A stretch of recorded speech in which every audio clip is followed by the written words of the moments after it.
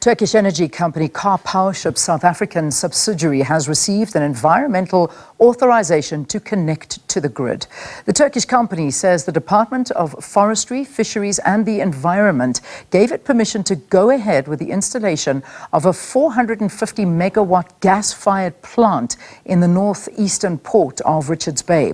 Karpowership's environmental authorization applications have been the subject of a number of legal challenges from environmental activists. So for more on this, we are joined virtually by the Chief Commercial Officer of Karpowership, Zeynep Harezi, in Istanbul, Türkiye. Good to have you. Thanks very, very much for joining us here on the program. Thank you for having me, Leanne. Perhaps you can provide us with a little bit more detail about the environmental authorization you've received for the 450 megawatt gas-fired plant that's going to be in Richards Bay, South Africa. Yes, this is bringing us one step closer to alleviating load shedding. Now we will be signing our power purchase agreement with IPPO in the upcoming weeks. And then by the end of the year, hopefully we will achieve financial close. And then we will have up to 1 year to deliver 450 megawatts in Richards Bay. This will be delivered with LNG, which is liquefied natural gas, which is half the emissions of coal and less than half the price of what Eskom is paying today for their generation. There's still a lot of, obviously, objections to the company's use of gas, a fossil fuel, and the potential impact that it'll have on the environment. And many are looking at it, and particularly on sea life and small-scale fishing. And a lot of people just, not in favor of this. How do you plan to address the concerns that have been raised by environmental activists regarding the use of gas and the potential impact on sea life and small-scale fishing as well? Firstly, we really appreciate that South Africa has such a strong green lobby. I think each country should have a strong green lobby to make sure corporates are moving in the right direction. What we hope to deliver is the right transition for renewables, because you cannot have renewables just by themselves. You need thermal electricity to be able to manage the national grid, because when the sun is not shining, there is no solar. When the wind is not blowing, there is no wind. So you definitely need thermal electricity to stabilize the grid.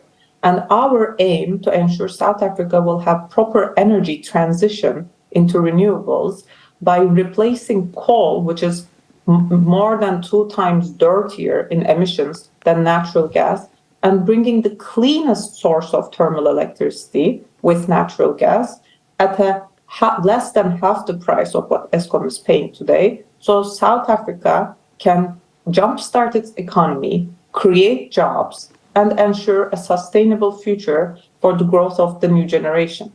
Now in Ghana, where we've received the United Nations Development Program certification and they did a full documentary on our Ghana project, we actually were located in the fishing harbor, in the small-scale fishing harbor in Tema, Accra. And all the fishermen would park their boats around the power ship. All the fish would breed next to the ship. And even in the United Nations Development Program documentary, it is very evident that the fishermen were welcoming us with open arms, saying, thanks to the power ship, now we can actually operate our refrigerators and freeze our fish, so our catch does not go to waste, and we can take home bread. We can send our kids to school. The importance, humanitarian aspect of energy is so evident at every stage of life. This is only just the start, because you obviously still need to complete agreements with the other national ports companies before you can proceed. So obviously, Richards Bay has given you the thumbs up. You've still got Saldanha Bay in the Western Cape and Kucha in the Eastern Cape. Where is that process? Are you able to share insights on your partnership and agreements with those ports for the project? In Saldanha, we hope to receive our environmental license in the upcoming couple of weeks. And for Kucha, it will still be probably be another couple of weeks thereafter. In terms of people obviously very much so against this, and some people saying that firstly the 20-year contract is far too long. The other issue is, and I know that you have said, and perhaps maybe we can dwell on that for a little bit, you as a company have said you're happy to bring that down to 5 years. Does that still stand? Is that now something that could be on the cards? Yes. I hope I'm not breaching any confidentiality when I share this, but we're currently in discussions with IPP office, and we've already accepted early exit clauses at 5 years and 10 years. Yeah, which I think would be a lot stronger as a negotiation card for those that are concerned, because other concerns that come through, and perhaps let's address them with you, because many people are, again, very worried, because you said at the beginning of the interview that price will actually be cheaper. But many say that the price of electricity from Karpowership is linked to international oil and gas prices and the value of the US dollar. And we know that we have a very unstable currency here in South Africa, which means that any number of events could lead to electricity becoming unaffordable. But perhaps comment on that. That's a very, very good point. Now, it is very important to understand the current generation portfolio. And now South Africa is using diesel, which is priced at 4 times the cost of natural gas. So now we are actually burning through South Africa's hard currency reserves by using diesel. What we hope to achieve is to make sure we replace that with a much stable priced fuel and much cleaner, and reduce reliance on diesel and coal, which is bad for the environment. So this is an energy transition strategy, whereby first you replace your older and less efficient and very high costly generation with more stable and more economic reliable power, which is what we will bring. And then you invest further and heavily on your renewables. Yeah. So that you will have a very balanced grid where you have renewables supporting whenever the sun is shining or the wind is blowing, and you have thermal electricity that is at a low cost that will stabilize your grid, which is dispatchable. What about the gas? And I think that an important aspect of this is where are you getting the gas from? Because that's the primary power of Karpowership. Of course. So the LNG procurement is done via competitive tender. So we issue a global tender and 50 companies bid, and then 12 are shortlisted. Out of the 12, 2 are shortlisted based on delivery ability and best price.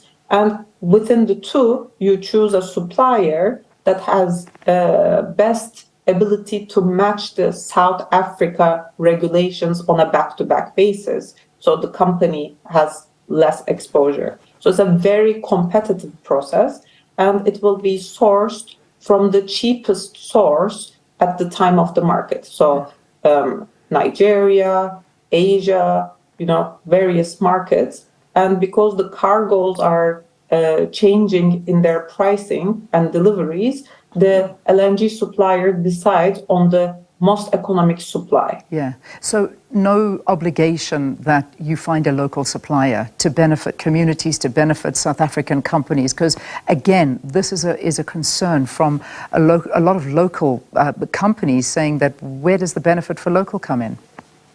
I'm very glad you mentioned this. Unfortunately, there are no LNG suppliers in South Africa.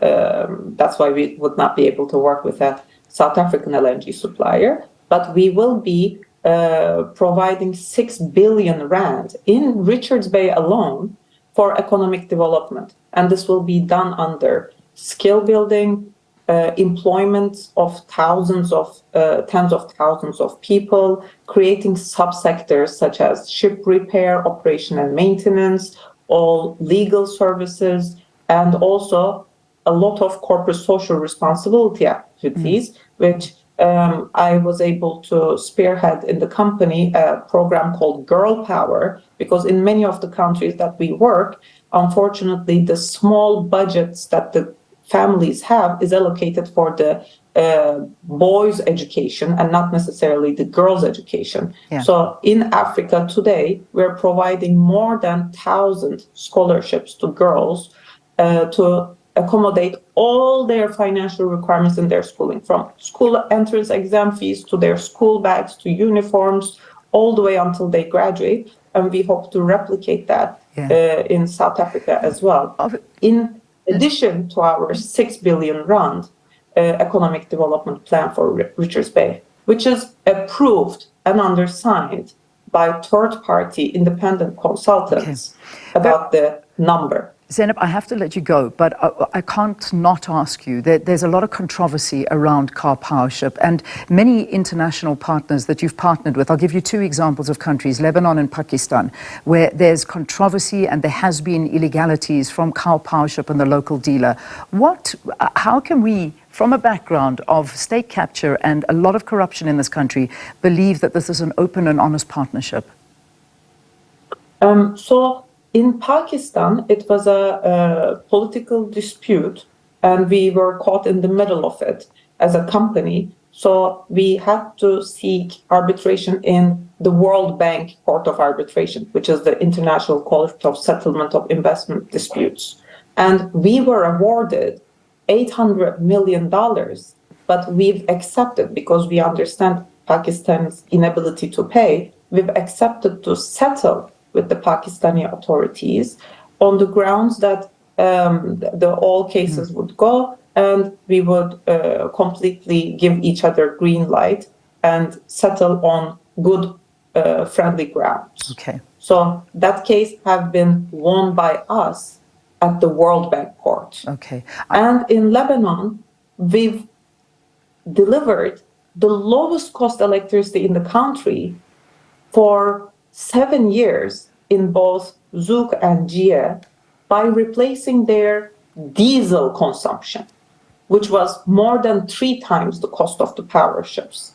And unfortunately, due to Lebanon's current economic status, we have some debts that are overdue, but we still hope we can deliver more ships to Lebanon because they really need today. Zeynep, I have to leave it. I want to follow up, but I can't. Got to leave it there. We have to say goodbye on the program. Thank you. Thank you for your time. The Chief Commercial Officer of Karpowership, Zeynep Harezi, in Istanbul, Turkey, talking to us about Karpowership. And that is a concern. Many people feeling if a country can't pay, they just cut off the electricity, and that's a worry. But we got to go. We got to go.